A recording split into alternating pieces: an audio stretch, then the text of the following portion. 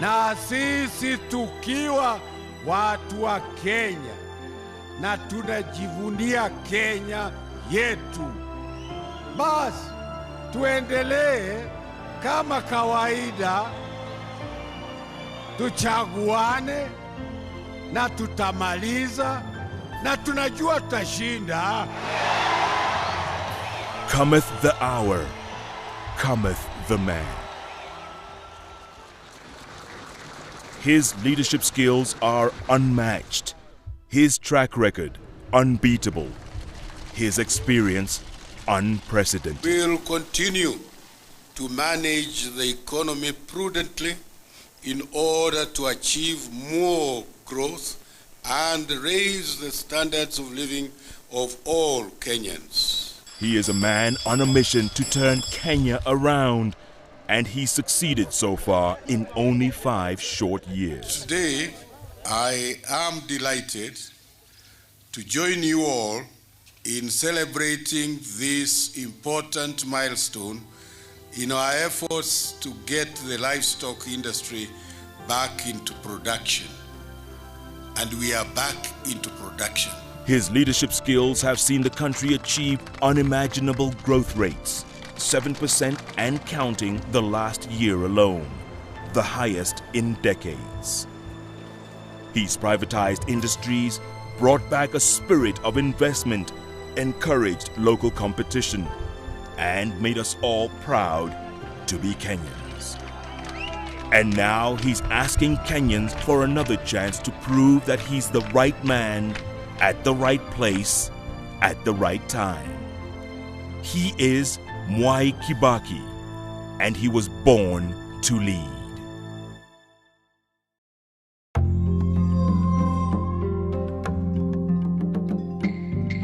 He was born Emilio Mwai Kibaki on November 15, 1931 in Gatuyaini village, Othaya division, Nyeri, the 7th and last born child of Kibaki Gathinji and the late Teresia Wanjiku. Young Kibaki's formal years were like any other boy his age. He herded his father's cows, learned carpentry in school, and during school holidays worked as a turnboy for a local bus company to earn some extra money. After primary school, he proceeded to Mangu High School, where he successfully completed his O-levels. With his grades, he was accepted to the prestigious Makerere University in Uganda, where he studied economics, history, and political science. It was here that his political activism was born. He served as chairman of the Kenya Students Association and the vice chairman of the Makerere Students Guild.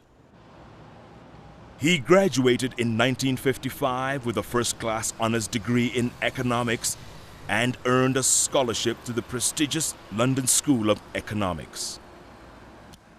He went back to Makerere in 1958, where he taught as a lecturer.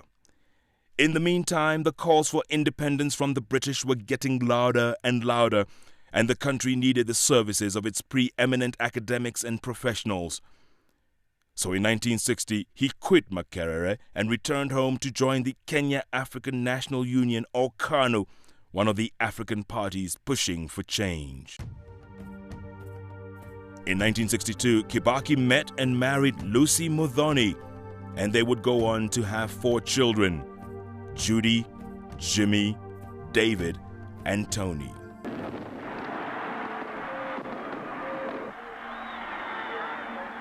Independence finally came in 1963 after a long struggle with the British.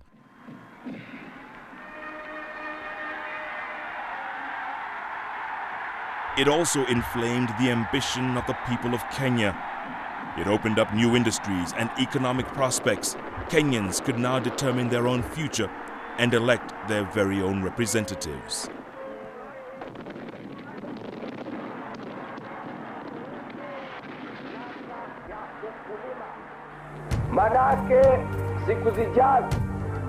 Mwai Kibaki therefore became a people's representative in 1963. He ran and won the Donholm constituency seat in Nairobi, now Makadara. He was made parliamentary secretary to the Minister of Finance from 1963 to 1965. That same year, he was appointed by President Mzee Jomo Kenyatta as Minister of Commerce and Industry. In a short space of time, Mwai Kibaki had become a central figure in the development, stability, and prosperity that came about in the early years after independence. Soon after, he was made Minister of Finance, and this was the familiar picture Kenyans knew him by, with briefcase in hand on budget day. Under his stewardship in the finance ministry, the economy grew an average of 7% during the 1960s and 70s. Farmers were being paid high prices, coffee and tea industries expanded, and horticultural production began. By quickly establishing a manufacturing base, Kenya became the leading supplier of goods in the East African community. Even the oil crisis of the 1970s failed to prevent the momentum of Kenya's growth. Kenya was enjoying the windfall of good governance and wise leadership under the stewardship of educated and qualified technocrats like Mwai Kibaki.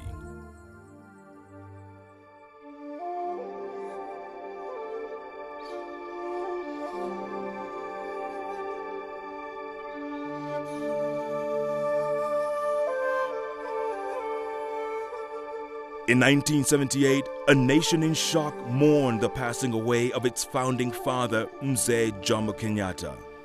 As the baton of leadership passed from one leader to the next, as mandated by the Constitution, Vice President Daniel Arap Moi became the new president.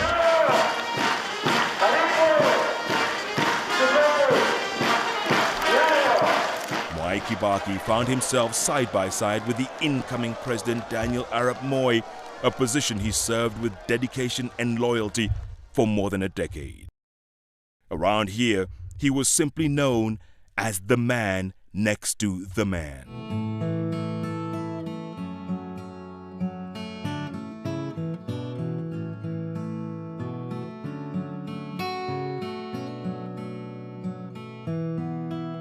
Mwai Kibaki was re-elected in all subsequent elections in 1979 and through the 1980s.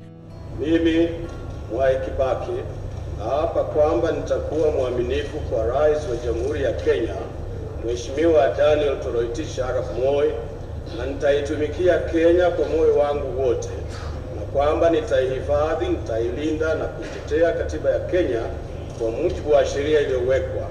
Ewe Mwenyezi Mungu msaidie. He carved a reputation as a conscientious and diligent government minister who operated with seasoned professionalism.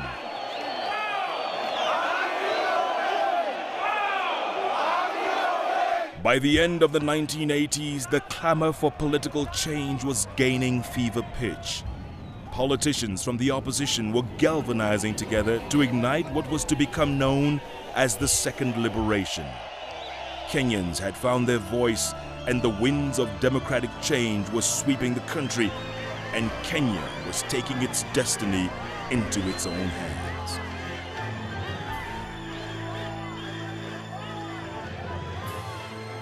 "1990 saw the repeal of Section 2A of the Constitution that had removed the right of Kenyans to form political parties, and a new provision in the Constitution that would limit the presidency to 2 terms.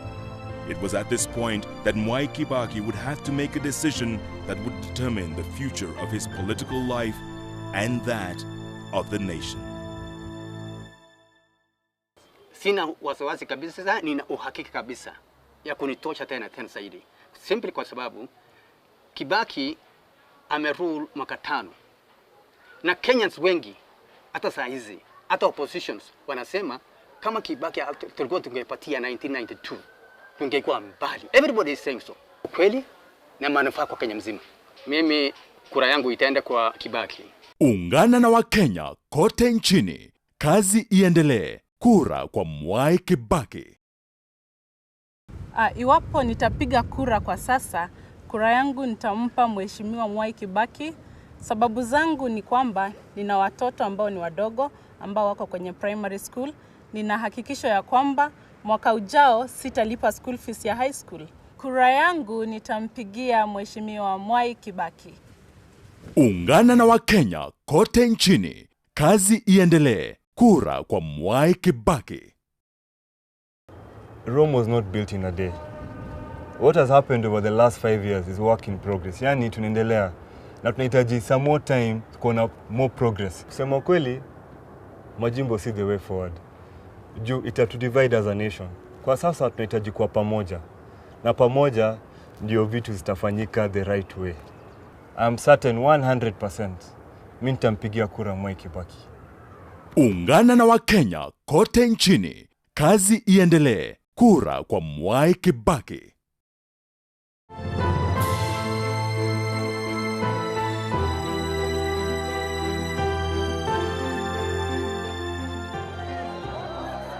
In a move that rocked the shape of Kenyan politics forever, Mwai Kibaki, for so long the loyal vice president, broke off from Moi and KANU and decided to go it alone. The Democratic Party was created, and in one fell swoop, Mwai Kibaki had transformed himself into a leader for change in the country. Vivyo hivyo, sisi tutajua kwamba tutashinda. Tufuate umoja, tutafute haki. Kenya mpya imeshajengeka. Imeshajengeka. Kenya ile mpya. Under the banner of the Democratic Party, Kibaki began articulating his plans for a better Kenya. The Democratic Party believes that Kenya must regain its lost good name and past glory. It has also the potential to elevate its status even higher in the community of nations. In 1992, the first election since the return to multi-party politics took place.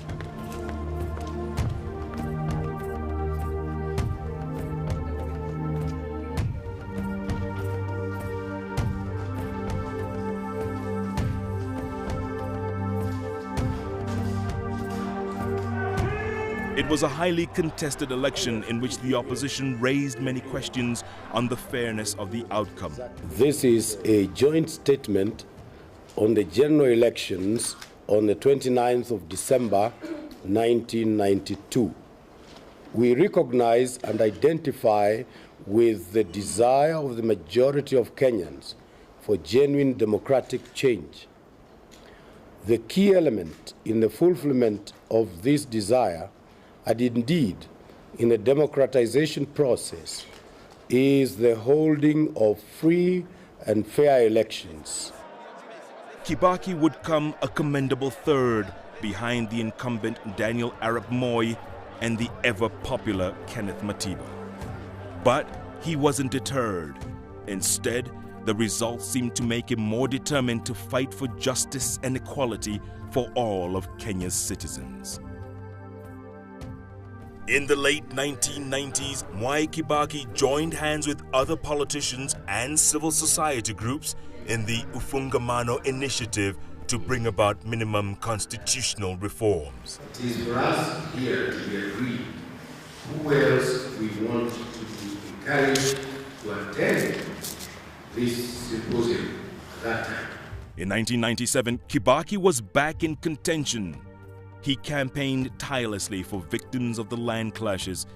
In the end, he lost narrowly to President Moi, and the Democratic Party became the official opposition party, and Mwai Kibaki, its head, the official opposition leader. It was clear that opposition politics in Kenya was maturing and new strategies being developed. Kibaki continued to focus his eyes on the ultimate prize, the presidency. He tried a new strategy, forging alliances with other parties and uniting against Moi's KANU. It was then that the National Rainbow Alliance was formed. It was the first time in Kenya's history that the opposition had come together, and Kibaki became the obvious choice to lead the challenge as the 2002 election approached. Get the hand out of my face because, hey, I am unbogable, I am unbeatable. A wave of euphoria and desire for real change had gripped the country.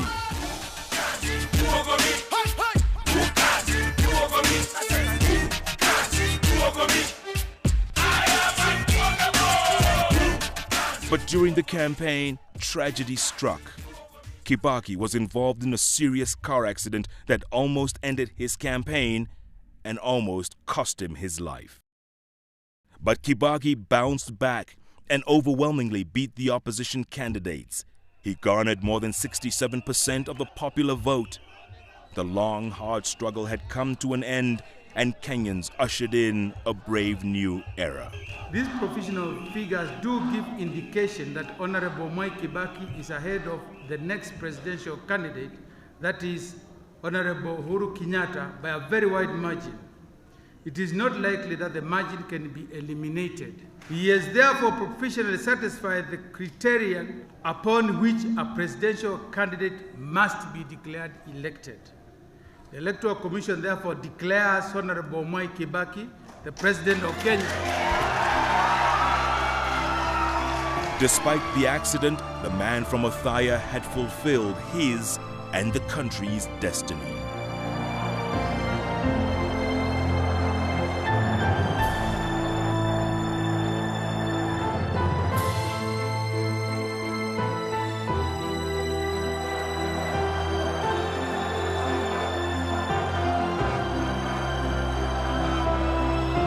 On December 30th, 2002, Kibaki, in a wheelchair, took the oath of office and stepped into Kenya's history books as the country's third president since independence. Mimi, Mwai Kibaki, naapa kwamba nitatenda kazi zangu za urais wa Jamhuri ya Kenya kwa uaminifu na kutimiza wajibu wa kazi hizo.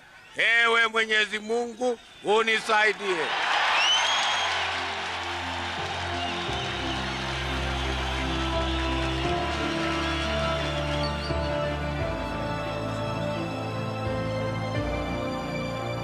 The new era had begun with a man determined to chart a brave new future for the country.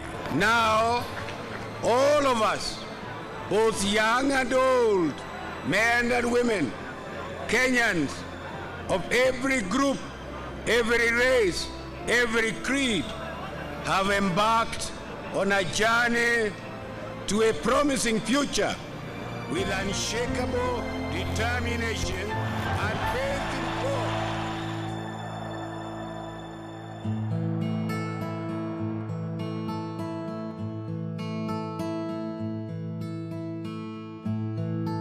That was then in a very different Kenya from the one we live in today. 5 years later, the country is becoming prosperous and moving in the right direction.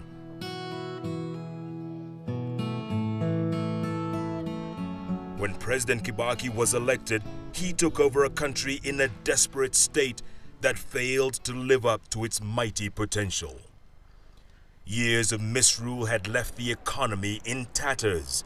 Millions remained unemployed, and the country's infrastructure and social balance had been severely eroded. The country needed an overhaul, and Kibaki used his experience and knowledge to rapidly turn things around. In a few months, the change was clear for all to see. Loss-making state corporations were turned into efficient service providers.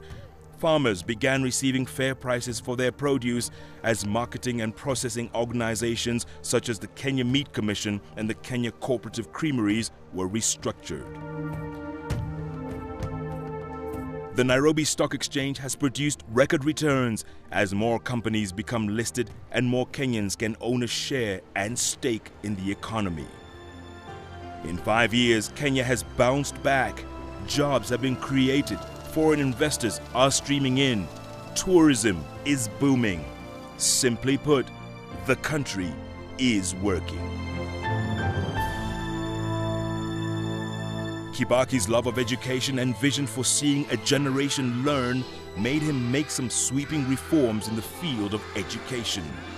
Free tuition for all primary schools, something he now wants to extend into the secondary level. To ensure that as many teenagers as possible attend secondary school, my government will provide free secondary education from January 1st, the year 2008, next year. He wants to build infrastructure, roads, bridges, highways and byways. He wants to help farmers grow more, sell more, do more. He wants to encourage Kenyans to invest in their own country. He's made banking safer